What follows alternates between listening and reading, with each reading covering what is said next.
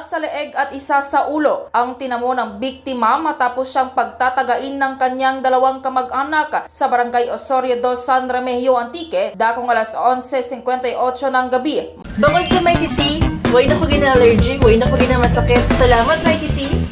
Mayo 30, 2026, kinilalang biktima ni si alias Wari, 48 anyos at isang magsasaka. Samantala, ang mga sospek naman ay sina alias Dominador, 47 anyos at kanyang anak na si alias Moises, 25 anyos na parehong mga residente ng nasabing barangay. Sa panayam kay Police Captain Charles Richard Casalan, OIC ng San Remigio Municipal Police Station, pinahayag nito na halos isang buwan nang may alitan ang dalawang grupo dahil sa handheld radio na ginagamit nila sa pakikipagkomunikasyon sa kanilang barangay. Noong gabing yon, hinamon ng suspect at ng kanyang anak ang biktima na lumabas ng kanilang bahay upang mag-usap, ngunit hindi rin nagtagal, nagtungo ang mag-ama sa bahay ng biktima. Dahil dito nagtagaan ng magkabilang panig, nasugatan sa kaliwang kamay ang suspect matapos gamitin na panangga sa itak, habang 3 sugat naman ang natamo ng biktima. Naaresto ang mag-ama kinaumagahan sa isinagawang hot pursuit operation ng kapulisan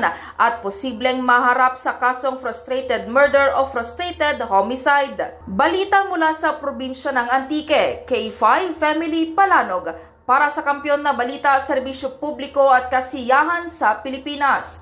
K5 News FM. Bukod sa Mighty C, way na ko gina-allergy, way na ko gina-masakit. Salamat Mighty C!